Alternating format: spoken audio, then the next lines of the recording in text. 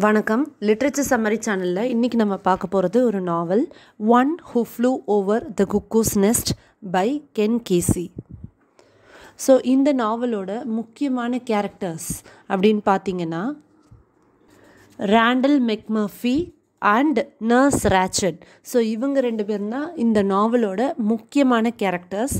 இந்த நாவல் நான் இந்த கதையை உங்களுக்கு சொல்லி முடிச்சதுக்கு பிறகு இதை ஒரு படமாக பார்த்துருக்க ஞாபகம் வந்து உங்களுக்கு வரும். அது என்ன படம் அப்படிங்கிறத கீழே வந்து எனக்கு கமெண்ட்ஸில் சொல்லுங்கள். ஸோ இப்போ நம்ம வந்து கதைக்குள்ளே போகலாம். இந்த நாவல் வந்து ஒரு மென்டல் இன்ஸ்டிடியூஷன், அந்த இன்ஸ்டிடியூஷனை ஒரு பேக்ரவுண்டாக வச்சு அமைஞ்சிருக்கு. அதாவது ஒரு மனநல மருத்துவமனை. அங்கே வந்து எப்படி டிஃப்ரெண்ட் பேஷண்ட்ஸ் இருக்கிறாங்க, அவங்களுக்கு வந்து ட்ரீட்மெண்ட்லாம் போயிட்டுருக்கு. ஸோ இந்த மாதிரி ஒரு செட்டிங்கில் தான் வந்து இந்த நாவல் அமைஞ்சிருக்கு. இந்த நாவலோட பப்ளிகேஷன் டேட் வந்து 1962.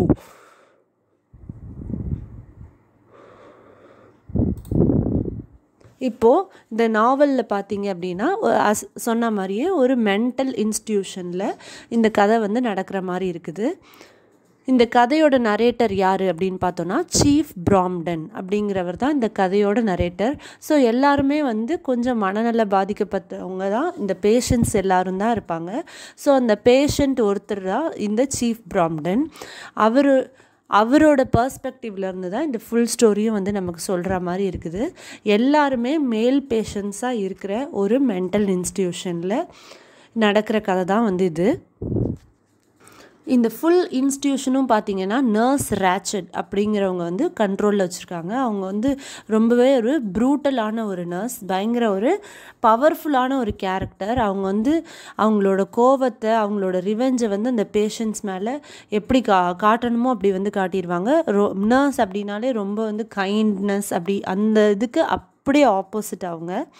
அவங்க வந்து ரொம்பவே ஒரு ரிவெஞ்ச்ஃபுல்லான ஒரு கேரக்டராக இருக்கிறாங்க. ஸோ இந்த நர்ஸ் ராச்சடோட கண்ட்ரோலில் தான் இந்த ஃபுல் இன்ஸ்டிடியூஷனும் வந்து இருக்குது. அவங்க தான் வந்து ரொம்ப வருஷமாக வேலை செய்கிறாங்க. இந்த பேஷண்ட்ஸை எல்லாரும் வந்து கண்ட்ரோலில் வந்து வச்சுருக்குறாங்க. ஸோ இந்த பேஷண்ட்ஸ் எல்லாம் பார்த்திங்கன்னா 2 டைப்ஸாக இருக்காங்க. ஒன்று வந்து அக்யூட்ஸ், இன்னொன்று வந்து க்ரானிக்ஸ். இந்த அக்யூட்ஸ் அப்படிங்கிற பேஷண்ட்ஸ் வந்து க்யூர் பண்ணி வெளியே போகக்கூடியங்க.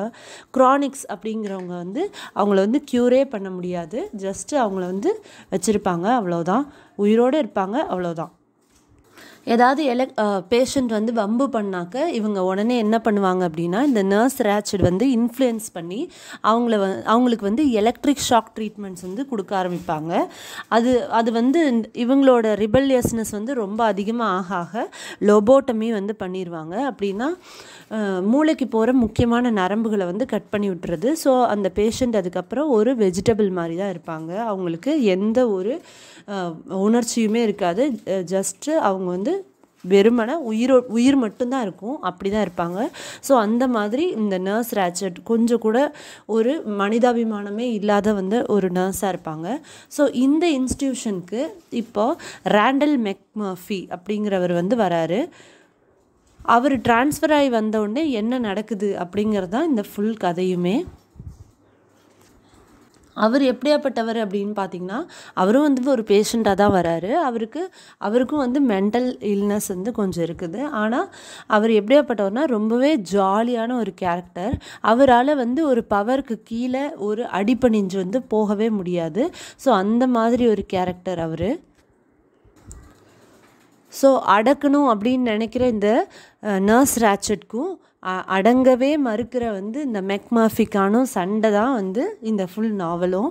அதாவது இந்த நர்ஸ் ஒவ்வொரு தடவையும் அவங்களோட பவரை வந்து இது பண்ணுறதுக்காக ஏதாவது ஒரு ரூல்ஸ் போடுவாங்க. ஆனால் இந்த மெக்மர்ஃபி வந்து அதை வந்து ஃபாலோ பண்ண மாட்டார். இப்படி தான் என்ன ஆகுது அப்படின்னு பார்த்தீங்கன்னா, டிவி பார்க்குற டைம் அப்போ வந்து க்ளீனிங் ஒர்க் கொடுத்துருவாங்க. அது வந்து இவர் ஒத்துக்கவே மாட்டார். உடனே என்ன பண்ணுவார் அப்படின்னா, அதை ப்ரொடெஸ்ட் பண்ணுறதுக்காக டிவி ஆஃப் ஆகிருந்தால் கூட அந்த டிவி முன்னாடி உட்காந்து அவர் வந்து உட்காந்துட்டு தர்ணா மாதிரி பண்ணிகிட்ருப்பார். பயங்கரமாக அந்த நர்ஸ் ராச்சட்க்கு வந்து டென்ஷன் ஆயிரும். அவங்க வந்து ஸ்க்ரீம் பண்ணுவாங்க. இவரோட இந்த பிஹேவியர் வந்து மற்ற பேஷண்ட்ஸ்க்கெலாம் ரொம்ப என்கரேஜிங்காக இருக்கும். ஏன்னா இந்த நர்ஸ் ராச்சடை பார்த்து அவங்களாம் ரொம்பவே பயந்துட்டு இருந்திருப்பாங்க. மெக்மாஃபிக்கு ஒரு விஷயம் போக போக வந்து புரிய வரும். என்ன அப்படின்னா, இந்த நர்ஸ் ரேச்சட் வந்து அவங்க வந்து சைன் பண்ணி அவங்க வந்து அப்ரூவல் கொடுத்தா மட்டும்தான் இந்த பேஷண்ட்ஸ் எல்லாம் வந்து சரியாயிடுச்சு அப்படின்னு சொல்லி வெளியவே அனுப்புவாங்க. அவங்க வந்து அந்த அப்ரூவல் கொடுக்காத வரலையும் இவங்களால யாராலையும் இந்த பேஷண்ட்ஸ் வந்து இந்த இடத்த விட்டு வெளியே போக முடியாது. ஸோ இவரோட லைஃபே வந்து இப்போ மெக்மாஃபியோட லைஃபே வந்து நர்ஸ் ரேச்சட் கையில் தான் இருக்குது அப்படின்றத கொஞ்சம் கொஞ்சமாக இவர் வந்து புரிஞ்சுக்கிறாரு. அதனால் அவங்களுக்கு சப்மிசிவாக வந்து இவர் நடந்துக்க ஆரம்பிக்கிறாரு. அவங்க அத்தாரிட்டியை வந்து ஏற்றுக்க ஆரம்பிக்கிறாரு. இருந்தாலும் வந்து இவர் அந்த ஃப்ரெண்ட்ஸோட அங்கே இருக்கிற அந்த கூட இருப்பாங்க இல்லையா அந்த பேஷண்ட்ஸ் அவங்களோட ரொம்பவே ஃப்ரெண்டாக வந்து பழகுறாரு. அதில் வந்து பில்லி அப்படின்னு ஒருத்தர் இருக்கான். அப்புறம் 2-3 ஃப்ரெண்ட்ஸ் வந்து இவருக்கு ரொம்ப க்ளோஸாகவே வந்து இருக்கிறாங்க. ஸோ அவங்களுக்கெல்லாம் ஃபிஷ்ஷிங் சொல்லி கொடுக்குறாரு. அப்புறம் இது இப்படியே போயிட்டுருக்கும்போது இப்படியே இவர் நல்லா ஜாலியாக அந்த பேஷண்ட்ஸோட ஃப்ரெண்ட்ஸோட என்ஜாய் பண்ணிகிட்டு இருக்கும்போது என்ன ஆகுது அப்படின்னா, செஸ்விக் அப்படிங்கிற ஒருத்தர் வந்து இறந்துடுறாரு. ஸோ எலக்ட்ரிக் ஷாக் தெரப்பி வந்து எல்லா பேஷண்ட்ஸ்க்கும் எந்த அளவுக்கு ஒரு பயங்கரமான இம்பேக்டை வந்து உருவாக்குது அப்படிங்கிறத வந்து இந்த மெக்மர்ஃபி டெய்லி வந்து பார்க்குறாரு. அது அவருக்கு ரொம்பவே மனசை வந்து பாதிக்குது. வந்து அவருக்கு இந்த இடத்த விட்டு எப்படியாவது வெளியே போகணும் அப்படின்றது மனசுக்குள்ளே இருக்குது. ஆனால் அதே சமயத்தில் இந்த செஸ்விக் இவங்கெல்லாம் வந்து இறந்ததுனால அவருக்கு இப்போது இந்த ஃபெலோ ஃப்ரெண்ட்ஸ் எல்லாம் வந்து இப்போ இவரோட ரெஸ்பான்சிபிலிட்டி அப்படின்னு அவர் நினைக்க ஆரம்பிச்சிட்டாரு. ஸோ இவங்களுக்கெல்லாம் ஒரு லீடர் மாதிரி வந்து அவர் தன்னையே ஃபீல் பண்ணிக்கிறாரு. இதில் பில்லி அப்படின்னு ஒருத்தர் இருக்கிறாரு. அவருக்கு வந்து இவர் நிறைய விதத்தில் ஹெல்ப் பண்ணுறாரு. ஸோ நர்ஸ் ரேச்சட்க்கு பார்த்தீங்க அப்படின்னா இதெல்லாம் எதுவுமே வந்து பிடிக்கல. இவர் இந்த மாதிரி ஃப்ரெண்ட்ஷிப் போட்டுட்டு பயங்கரமாக வந்து சுற்றிட்டு இருக்கிறது இவங்களுக்கு வந்து பிடிக்கவே இல்லை. பயங்கர கடுப்பாக தான் இருக்கிறாங்க நம்ம மெக்மர்ஃபி மேலே. ஏன்னா இது வரலையும் அவங்க இன்ஸ்டியூஷன் ரன் பண்ணப்போ ரொம்ப வந்து டிசிப்ளினாக வச்சுருந்தாங்க. அவங்க பவரில் வந்து எல்லாரையும் வச்சுருந்தாங்க. அப்படி யார் வந்து அவங்களோட பவர் மீறி போகிறாங்களோ அவங்கள வந்து இந்த எலக்ட்ரிக் ஷாக் தெரப்பி வந்து பண்ணி விட்டுருவாங்க.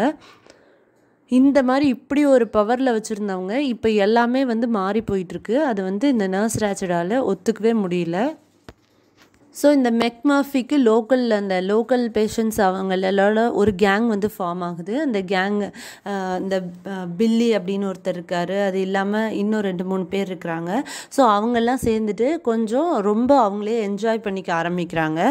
ஸோ அது வந்து ரொம்பவே வந்து எல்லாருக்கும் டிஸ்டர்பன்ஸ் ஆகுது.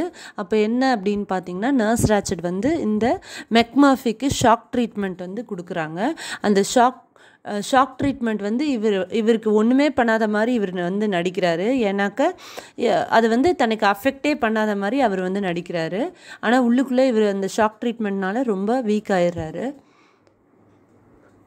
ஏன்னா இப்போ வந்து அவர் ஒரு லீடர் இல்லையா, அந்த லீடரோட ரெப்யூட்டேஷன் மாதிரி அவர் நடந்துக்கிறாரு.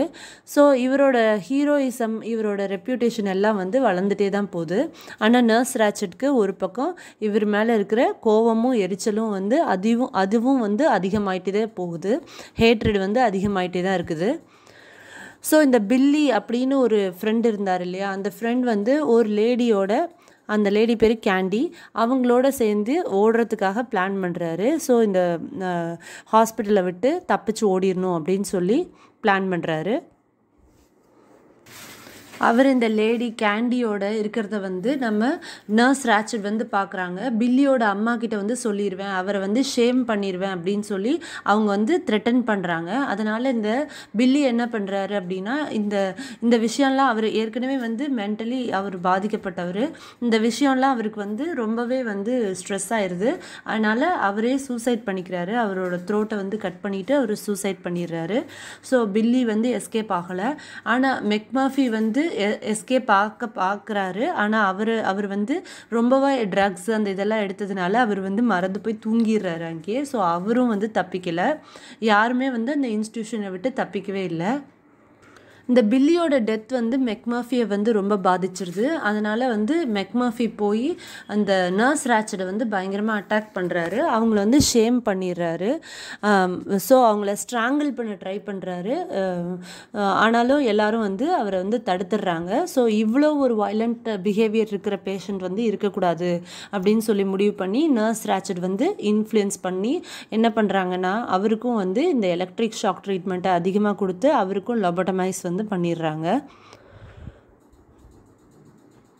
ஸோ இந்த நாவலோட எண்டில் பார்த்தீங்க அப்படின்னா, பிராம்டன் அப்படின்னு இதுவரையிலும் நமக்கு கதை சொல்லிட்டு இருந்தார் இல்லையா ஒரு பேஷண்ட். அந்த பேஷண்ட் என்ன பண்ணுறாரு அப்படின்னா, நம்ம மெக்மர்ஃபி வந்து ஒரு வெஜிடபிள் மாதிரி பெட்டில் இருக்கிறாரு. அவர் அந்த லொபோட்டமியெல்லாம் பண்ணி முடிச்சு எந்த ஒரு இதுவுமே இல்லை, ரியாக்ஷன் கிடையாது, ஒன்லி உயிர் மட்டும்தான் இருக்குது. ஸோ அந்த பில்லோ வச்சு அவர் வந்து அவரை கில் பண்ணிடுறாரு. பில்லோ வச்சு அமுக்கி அவர் கொன்னுடுறாரு. ஏன் அப்படின்னா, இப்படி ஒரு வாழ்க்கையை வாழ்கிறதுக்கு இவன் வாழவே வேணாம், ஸோ செத்தாலும் ஒரு டிக்னிட்டியோட சாகட்டும் அப்படின்னு சொல்லி அவர் கில் பண்ணிடுறாரு இந்த சீஃப் பிராம்டன் அப்படின்ற கேரக்டரு.